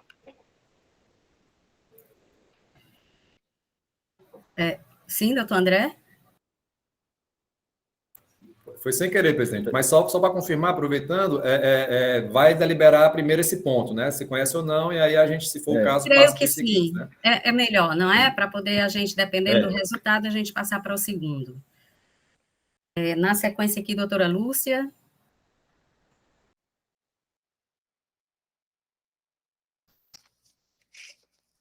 Senhora presidente, eu estou numa situação complicada. Eu voto com o relator com relação ao reexame pela literalidade do artigo 104, né? Que fala na questão das 10 mil FIIs do valor originário do auto. Por outro lado, eu entendo que não deve se conhecer do recurso pela própria lei do refis, em que ele fez adesão, abrindo mão de qualquer recurso e qualquer defesa, e fez o recolhimento do crédito tributário, dentro do prazo do refis. Deixa eu só entender, ver se eu entendi, doutora Lúcia. Com relação ao reexame, a senhora conhece do reexame? Entendo pela questão da literalidade do artigo 104, que fala no valor originário do auto. Ok. Com relação ao recurso, eu entendo. Não conhece. Não conheço por conta de que ele aderiu ao pagamento do refis. Abriu mão do recurso de qualquer defesa discutindo esse auto, na hora que ele fez o pagamento, extinguindo o crédito tributário. É a minha posição, senhora presidente. Doutora Caroline, na sequência. Meu voto é semelhante ao da conselheira Lúcia. Eu também entendo que você tem que analisar os dois recursos de forma separada. Conheço o recurso do reexame necessário pela força da lei, do artigo 104, mas não conheço do recurso ordinário pela determinação da lei do refis que o inibe de entrar com defesa ou qualquer recurso. Ok. Dando sequência, doutor Hernani.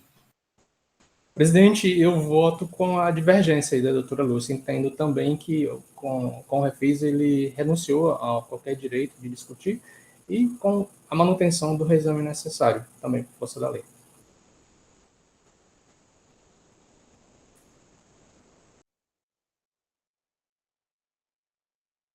Ok, doutor Diego. Presidente, eu também voto com a divergência da doutora Lúcia. conhece do reexame e não conhece do recurso, não é isso? Isso. Doutor Micael? Presidente, por uma questão de paridade das armas, né, onde não pode haver só o recurso do Estado no processo, acho que é regra básica do processo administrativo tributário, eu voto com o relator, onde o contribuinte também tem que ter participação no processo. Então, conhece de ambos os recursos, reexame e recurso ordinário. Então, aqui, por maioria, nós temos aqui o voto divergente da doutora Lúcia, não é isso? Que conhece do reexame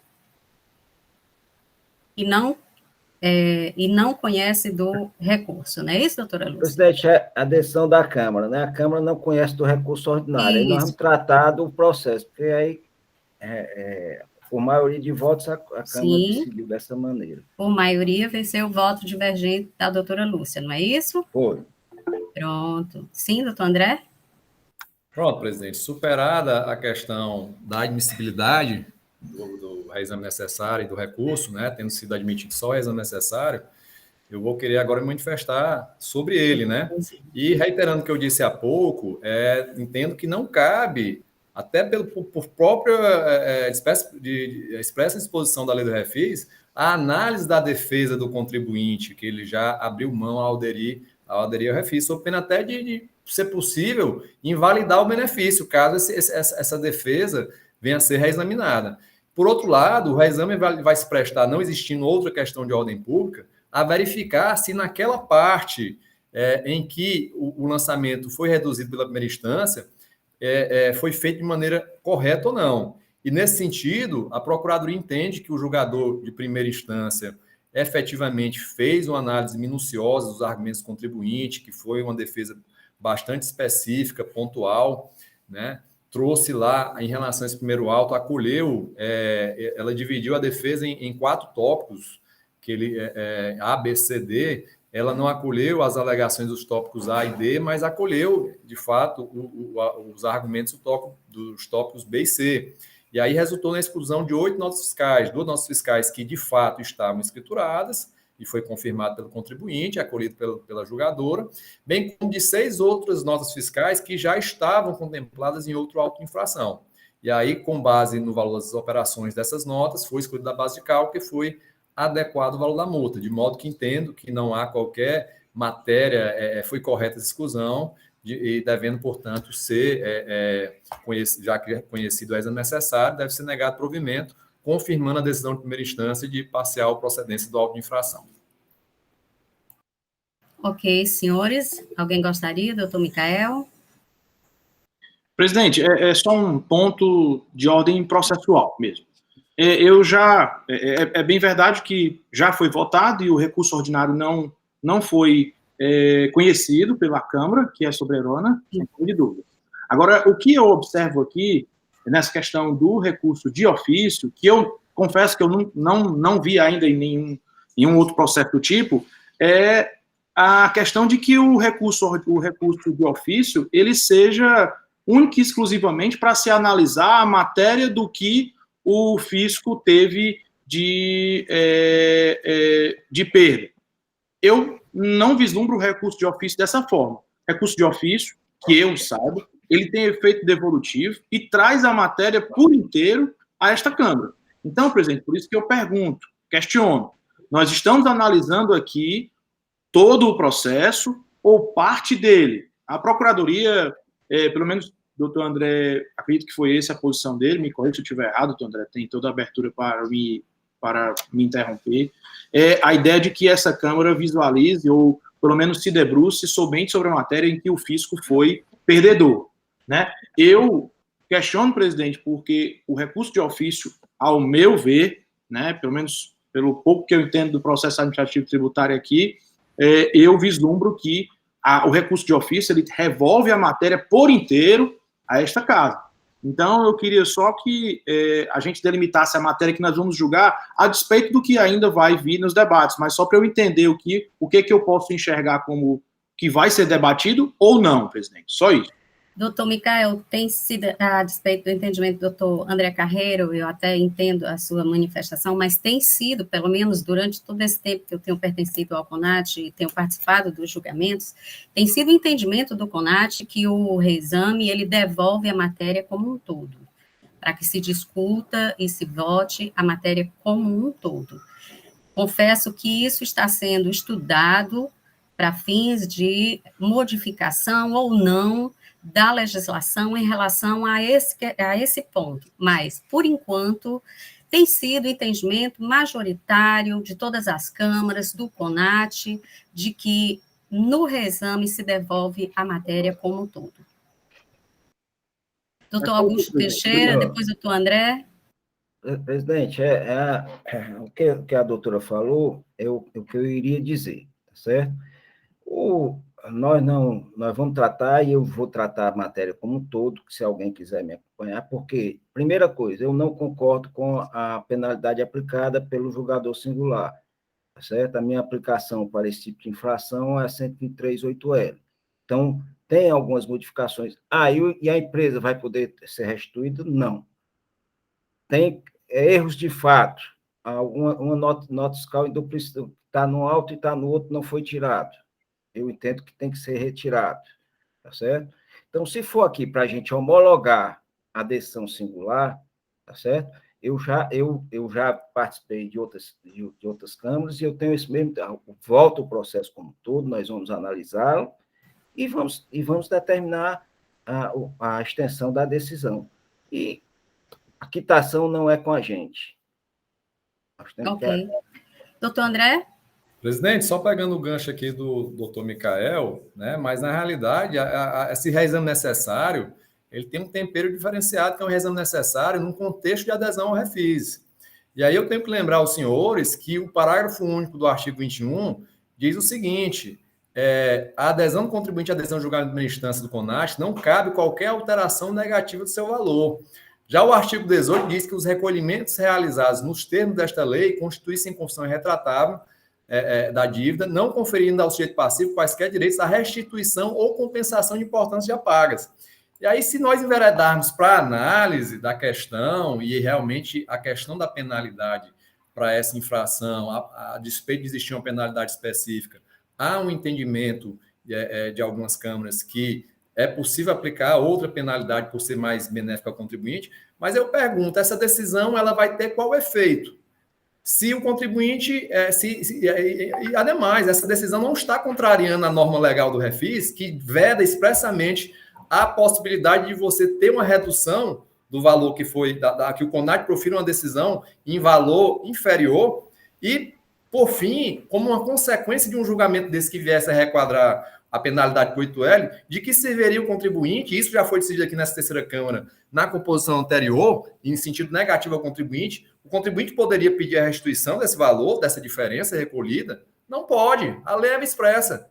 Então, é um caminho bastante temerário esse de prosseguir na análise da defesa, cuja a lei do refis é específica ao condicionar a sua renúncia. Né? Eu acho que esse caso de reexame necessário em refis, em situação de refis, ele deve ser tratado de maneira diferenciada ao reexame necessário ordinariamente examinado. Então, queria só chamar a atenção dos senhores para estas disposições legais, para que esse órgão de julgamento possa manter uma coerência e os reflexos dessa decisão não possam tumultuar mais ainda a administração tributária e colocar o contribuinte numa situação de segurança jurídica. Obrigado. Ok. Podemos dar seguimento? Algum conselheiro gostaria de se manifestar ainda acerca disso, dessa questão? Podemos iniciar a votação com relação ao reexame? Eu gostaria. Sim, doutora Caroline. Que me surgiu agora com as palavras do doutor André. Se a função do reexame necessário é discutir uma decisão de primeira instância em que o Estado considera que está perdendo valor, né? Porque foi parcial, foi improcedente ou foi nulo. E associando a questão da lei do refis, que inibe o contribuinte ao aderir a não apresentar, não discutir, questionar mais aquele valor, talvez a interpretação conjunta das duas leis abrisse realmente uma exceção para o reexame necessário não ser analisado de forma ampla, né, em sua totalidade. Se discutisse a parte em que o Estado está se resguardando da decisão de primeiro grau que está perdendo. Não é assim, é um duplo grau de avaliação daquele crédito que está sendo perdido para o Estado se resguardar daquele valor. Talvez a gente, interpretando as duas leis, fizesse sentido se analisar só a decisão, o que a decisão de primeira instância provocou de prejuízo para o Estado, julgando parcial. Foi o que, assim, me veio com as palavras do doutor André. Eu não sei se faz sentido essa associação das duas leis, a gente abriu até a exceção, mas é um ponto aí que me veio de reflexão. Ok, doutora Carolina. Doutor Hernani? Só uma dúvida que eu tenho, que eu estou aprendendo aqui. O reexame necessário implica que o Estado, insatisfeito com a decisão, recorreu, né? Fez um apelo. Então, até eu tinha essa dúvida no processo que eu tinha, eu posso utilizar esse reexame necessário para reduzir ainda mais o valor que está lá na primeira decisão, ou seja, eu vou penalizar aquele que recorreu, beneficiar aquele que não recorreu? É possível? Então, eu pergunto, é possível eu, no reexame necessário, ainda diminuir ainda mais o valor que está lá na decisão do julgador singular, que aí eu estaria prejudicando o princípio? Tem muitas decisões, senhores, nesse sentido, né? Decisão de ofício. Só para tentar objetivar, é importante observar que essa questão desse processo, ele tem um ponto peculiar citado pelo procurador, que é o pagamento pela lei do refis. Então, todas essas questões que estão sendo colocadas, elas realmente são importantíssimas para a questão da análise do reexame necessário, mas nós temos uma situação peculiar nesse processo. Então, vamos tentar levar em consideração e refletir também sobre essas previsões da lei do refis, para poder a gente tomar essa decisão com uma convicção certa sobre esse processo, ok? Doutor Augusto, gostaria de fazer, podemos objetivar aqui para a gente encerrar? Vamos objetivar. Doutor André, essa lei, votação. qual é o nome, doutor André? É o artigo 21, é isso? Vamos pegar depois. É o artigo 21 e o artigo 18, doutor Augusto. A lei é a lei número 17.771 de 2021. 18 e 21, né? Bom. Realmente são coisas sugêneras, né? Não aparece todo dia esse tipo de caso. Eu tinha pensado eu fiz, inclusive, minha resolução no todo, tá certo? Com todos os aspectos, né, nesse sentido. Penso eu que o meu termo também pode ser feito, tá certo? A gente pode decidir, sim, pela aplicação do 123.8L para a penalidade aplicada, deixando de declarar em virtude da empresa ter efetuado o refis, isso se a maioria concordar, tá certo? Por força do artigo 18 e 21 da lei 17.771, não é isso, doutor André? É uma ideia, tá certo? Por quê? Porque aqui nós estamos tratando de uma coisa atípica, que é o pagamento integral de uma auto-infração. Em decisão singular. Mas ainda então, vou pensar isso. O senhor ainda quer amadurecer o seu Quero escutar Okay. os demais aí. Ok, achei que a gente já ia começar a votação, mas tudo bem. Doutor mais. Micael? Presidente, eu quero só trazer um ponto, porque, assim, é muito comum em julgamentos onde há uma segregação de uma primeira parte para a segunda, em que a gente, às vezes, uma vez ultrapassada a primeira, fique se agarrando a ela para tentar dar uma resposta para a segunda que não tem uma percepção lógica com a primeira etapa que foi vencida. E digo isso por quê? Veja só, nós analisamos aqui que o recurso ordinário não foi conhecido, mas o recurso de ofício foi conhecido.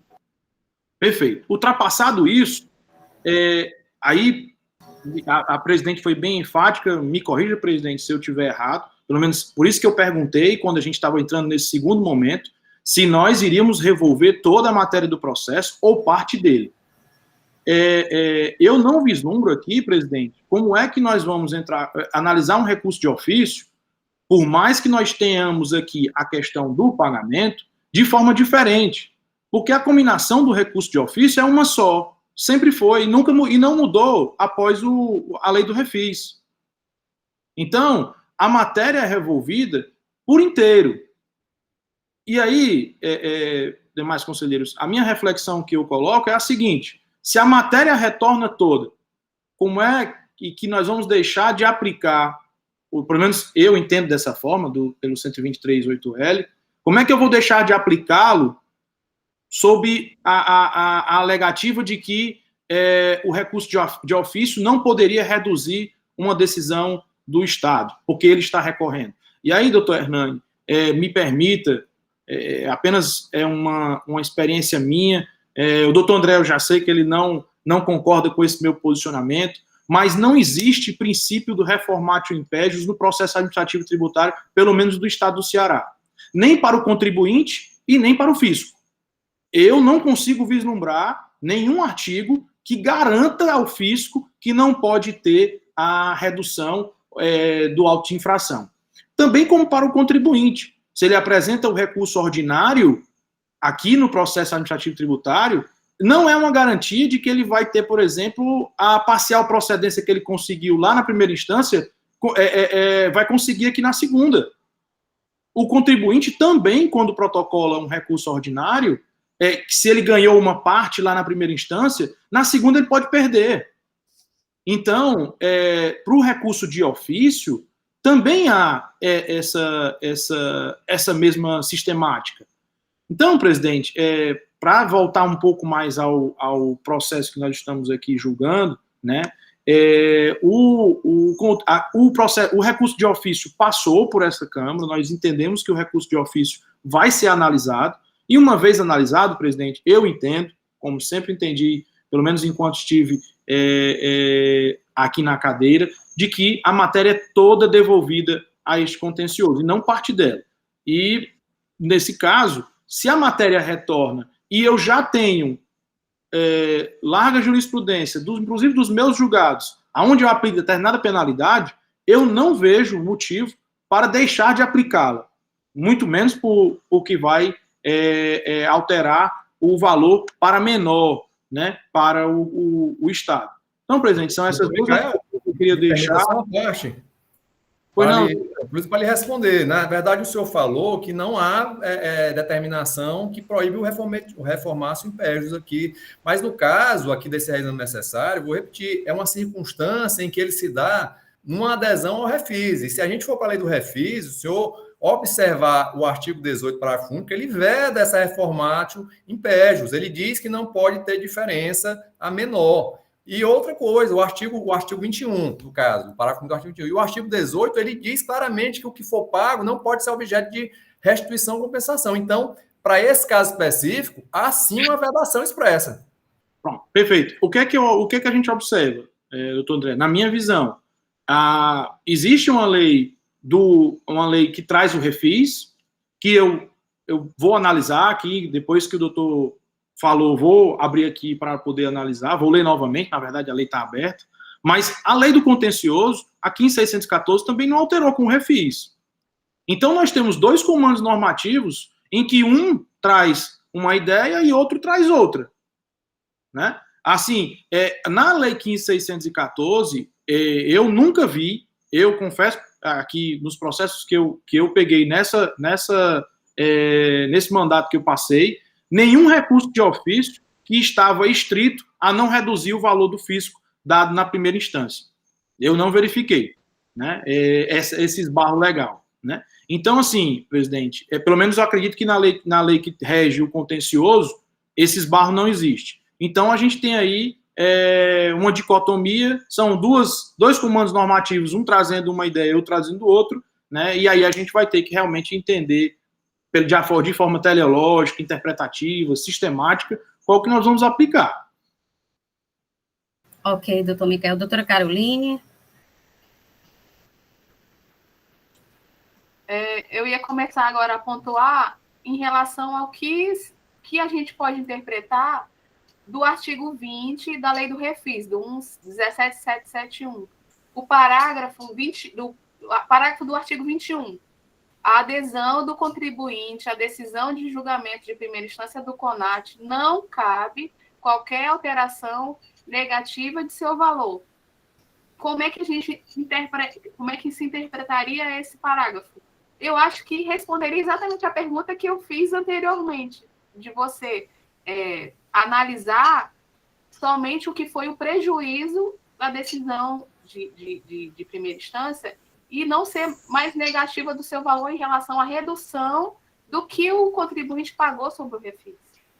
É como se você analisasse a lei do reexame necessário como um todo, mas a lei do refis, enquanto vigente, ela abriu uma janela que como se fosse um parênteses que deixa a situação com toda a sua particularidade que tem que ser analisada a todo instante sobre a lei do refis.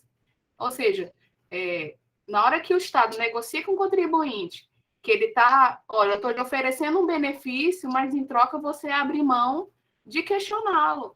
Então, assim, eu acho que toda a interpretação da lei, da parte teleológica, é nesse sentido, na negociação do refis, foi ofertada dessa forma.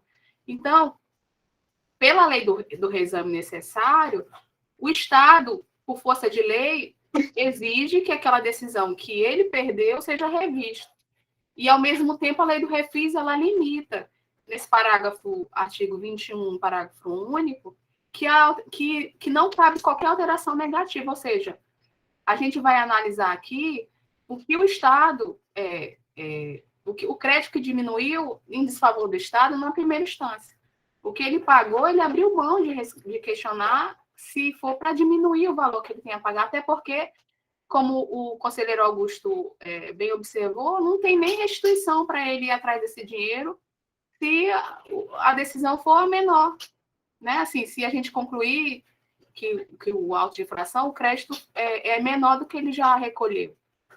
Isso aqui, assim, é o raciocínio que eu faço para a gente, assim, tentando conciliar a lei do CONAT em relação ao reexame necessário e essa janela que a lei do refis abre para a gente analisar de forma peculiar esse caso do contribuinte que adere, e inclusive ele pagou em sua totalidade, né? Ou seja, assim, ele abriu mão de questionar qualquer valor que ele achou que ali valia a pena para ele avaliar, na avaliação dele, que ele não deveria mais questionar, que ele aderiu. Então, assim, é o raciocínio que eu estou fazendo. O mesmo que eu fiz para negar conhecimento do recurso ordinário, agora eu faço em relação a gente analisar o recurso necessário só na parte em que o Estado exige pela lei que se revise. Ok, obrigada, doutora Caroline. Gente, vamos objetivar, ainda temos 3 processos ainda a serem discutidos, as discussões realmente são enriquecedoras, mas a gente precisa objetivar essa votação. Doutora Lúcia, só para fechar aqui, doutora Lúcia pediu a palavra. Não, mas eu me sinto contemplada pelas palavras da doutora Caroline. Eu acho até que deveria haver uma exceção na lei do reexame necessário, fazer uma exceção a refis, já que não vai trazer nenhum tipo de tem a vedação de não alterar valor, de estar extinto o crédito, acho que isso poderia ser revisto. Então, eu me sinto contemplada. Deixa o doutor Augusto falar. Ok, doutor Augusto, Só um minuto. já tem Realmente, convicção sobre o... presidente, o refis, esse parágrafo único, ele vem bem na adesão do contribuinte à decisão de julgamento de primeira instância, não cabe qualquer alteração negativa de seu valor. Isso aí vai dar muitas confusões depois, porque tem pessoas que vão pagar parcial e vão questionar, vai ter recurso, isso vai dar outras confusões. Esse caso aqui é um caso sui generis, que ele pagou integral, certo? Então, nesse caso, nós não vamos, talvez, ter tanto problema quanto na outra, em outros casos, até porque aí é questão porque, às vezes, eu sempre vejo o refis e o pagamento da seguinte forma: a empresa, quando paga um valor que ela acha que é devido, quando se vai a julgamento, se decide diferente do que está lançado, lança-se, a secretária lança lá no sistema a época do fato gerador. E aí faz-se um encontro de contas. Certo? Isso é o prático da Fazenda. Mas tem esse artigo, né, que tá falando isso. Então, vamos tratar diretamente, presidente. A gente, se não for tratar de nenhum assunto, é conhecer do reexame necessário, negar provimento, entretanto, ressaltando que entende pela aplicação para esse tipo de penalidade para contido no artigo 123.8L. Então, o senhor não mantém a decisão de primeira instância? Eu mantenho a o parcial valor, procedência? eu vou manter eu entendo em manter o valor, presidente, em virtude da lei do refis, tá certo? E eu não poder alterá-la, de acordo com a lei, tá certo? Mas eu entendo, sim, em dar minha decisão, tá certo? Doutor Augusto, me permite uma parte?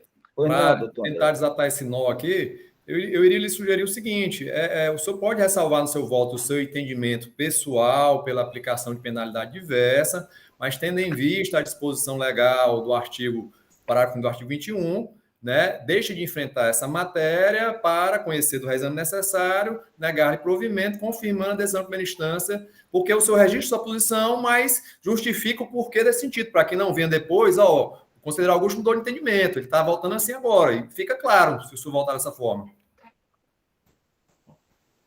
Bom, presidente, é mais ou menos nesse sentido aí, para a gente poder pontuar, certo? E tratarmos de forma...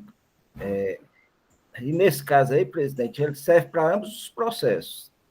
Então, o senhor conhece do reexame, nega provimento, mantém a decisão de primeira instância, ressaltando que, excepcionalmente, para esse processo que teve pagamento do refis, por conta da lei 17.777... Pronto, é nesse sentido aí, presidente, eu vou votar dessa maneira. Senhores conselheiros, algum voto em sentido contrário? Eu, presidente. Se tiver, não, então, se tiver, eu vou colher a votação em separado. Sim. Ok, doutora Lúcia. Boa tarde a todos, renovo meus cumprimentos. Eu voto com o relator, mantendo a decisão de primeira instância, inclusive na penalidade do artigo 123, sem alterar a penalidade. Ok, não, mas o relator não alterou a penalidade, ele mantém a penalidade da decisão, não é isso, doutor Augusto? Apenas fazendo na ata da sessão... A senhora não aderia à ressalva, mas não está sendo alterada a penalidade, não. É só registrar que não está aderindo à ressalva. Agora, sem aderir à ressalva, que a minha posição é manter a penalidade específica. Tudo bem. Acompanha o relator, não é isso? Sem a ressalva. Doutora Caroline. Acompanha o relator sem a ressalva também. Ok. Doutor Hernani. Eu acompanho o relator plenamente. Ok. Doutor Diego. Acompanho o relator. Doutor Micael. Presidente, eu tenho uma pequena divergência com o voto de hoje.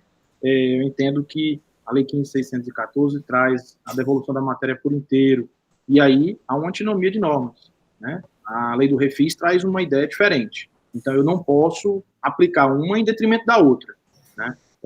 Então, presidente, eu aplico, sim, o 123.8L com a respectiva redução, tendo em vista a devolução da matéria, uma vez que o recurso de ofício subiu por essa Câmara. Ok, então o senhor entende pela parcial procedência, aplicando-se a penalidade prevista no artigo 123.8L, de acordo com a ressalva do conselheiro relator. Exato, presidente. Isso? Exato. Ok.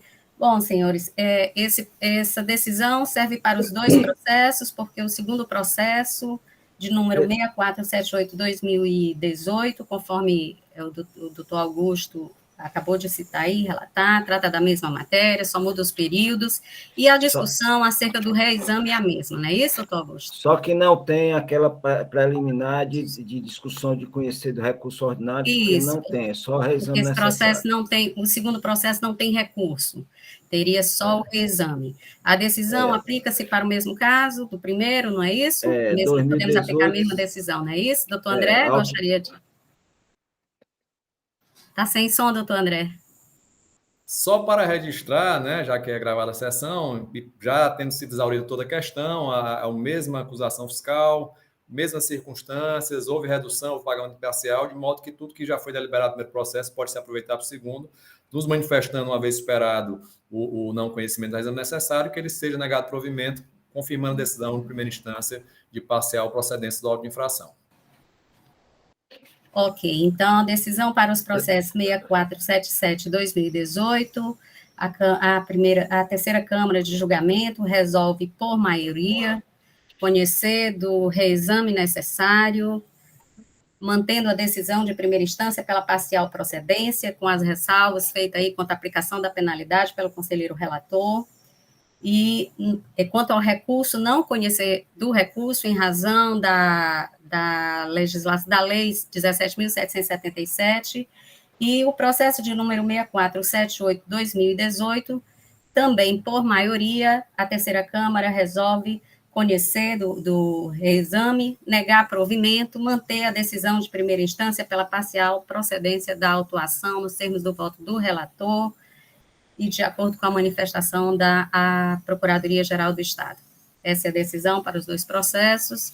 Vamos dar seguimento à pauta. Eu pergunto ao senhor... Oi, doutora Silvana. Só uma dúvida, presidente. O voto vencido, no caso, foi do doutor Micael. Exatamente, vencido do doutor Micael, que manifestou-se pela parcial procedência, mas com aplicação da penalidade prevista no artigo 123.8L, da Lei 2.670/96. E mais uma dúvida, senhora presidente. Acompanham a ressalva do relator, conselheiro Hernani e conselheiro Diego. Exatamente. É isso? Conselheiro Diego também? Exato. Pronto, perfeito, Silvana, obrigada.